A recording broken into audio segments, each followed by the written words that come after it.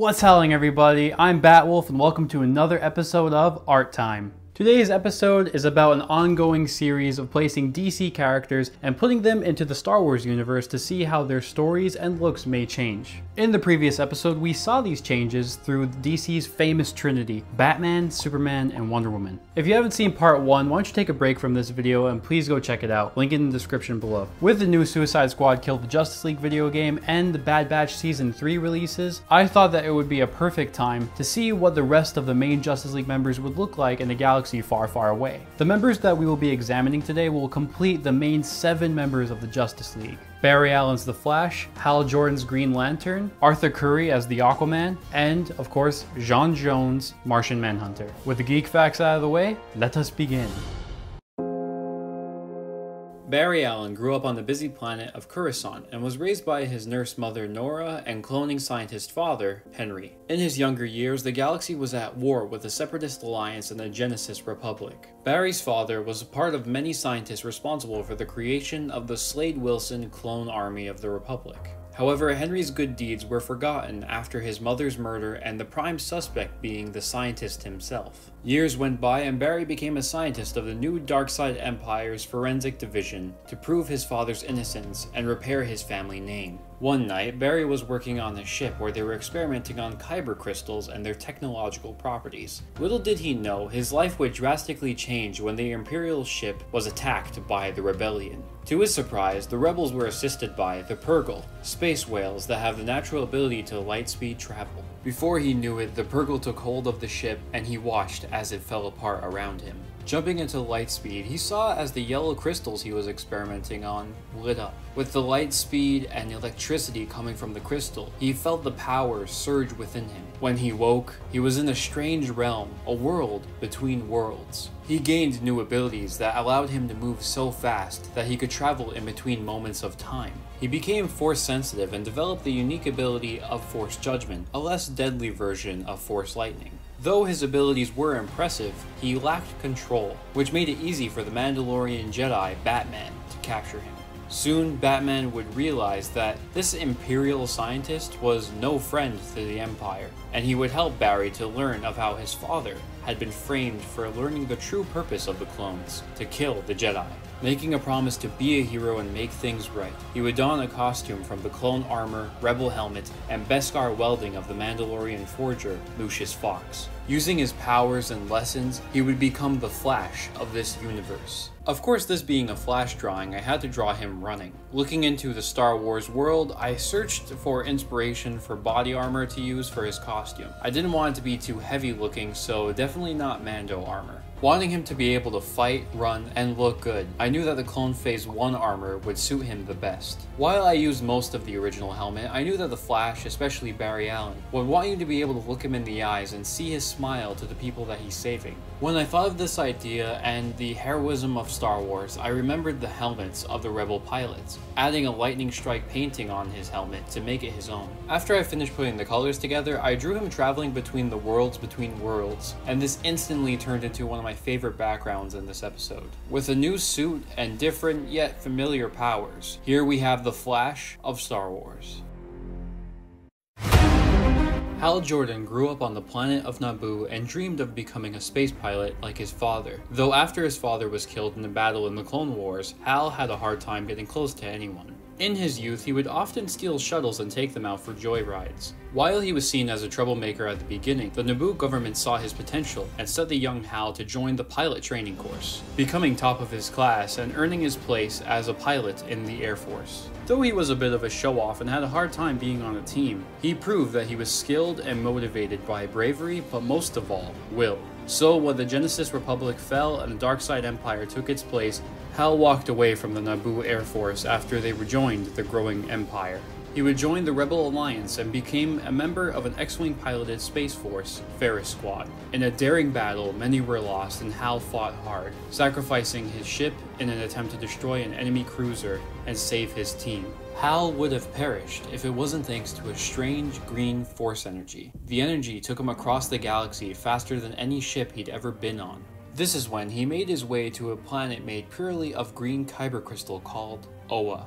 It's here that he met ancient Force users from the days of the Old Republic. These Force users were neither Jedi nor Sith. While it is ordinarily dangerous for a Force-sensitive being to grow attachment, Force users like these learned that if they can focus purely on one emotion, it will make them even more powerful than their Jedi Sith counterparts. These particular Force users focused on the emotion of will.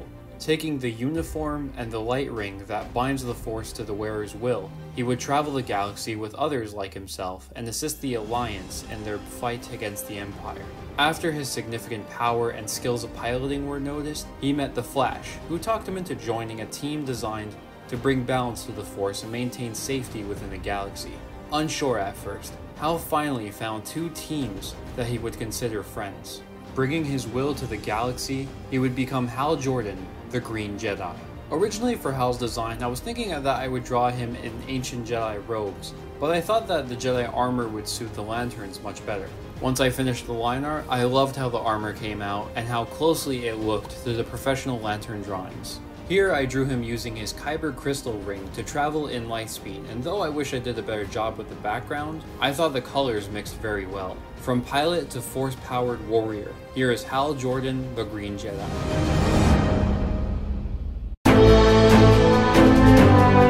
Arthur Curry was born of the union of his humanoid fisherman father Thomas and his amphibian mother, Queen Atlanta. For most of his life, Arthur helped his father in fishing and selling across the galaxy. However, when Arthur turned 15, he was attacked by numerous bounty hunters and assassins to stop him from claiming his rightful place as king of planet Atlantis, the capital of 7 aquatic planets that live among one another. Fortunately for Arthur, he had more skills than just his aquatic abilities. Arthur was Force sensitive. He was trained by an old Jedi Master, Vulko, who abandoned his post at Atlantis after their treaty with the Darkside Empire.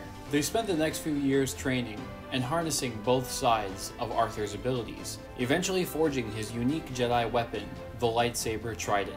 When they were finally ready, they made their way to Atlantis and had an epic battle for the throne against his own brother, King Orm. After claiming the throne, Arthur would spend the next few years trying to undo the damage his brother did to the planet and broke ties with the Empire. This caused him many problems, including losing his hand in an Imperial invasion and being hated by other planets for being a humanoid hybrid. With the constant attack on his planet and lack of assistance, this caused Arthur to become cynical and untrustworthy of outsiders. It was his conversation with the hopeful and convincing Jedi Superman that helped him realize that he lost his way and joined a team to help him be rid of the Empire's influence once and for all. With his new team, he would have justice for his planet and become known as the Aquaman.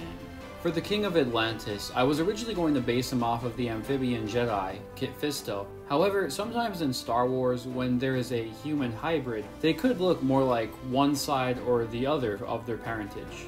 I thought this case could be more on the father's side to maintain the same look as comic book Arthur, so I gave him similar markings as Fisto and dark blue eyes. I also added armor from across the cultures I've seen in Star Wars and applied it to Aquaman's design, which made Arthur look very similar to his comic book counterpart. This had me worried as I didn't want you to watch this video and only see him as the usual mermaid man. That is, until I designed his lightsaber Trident.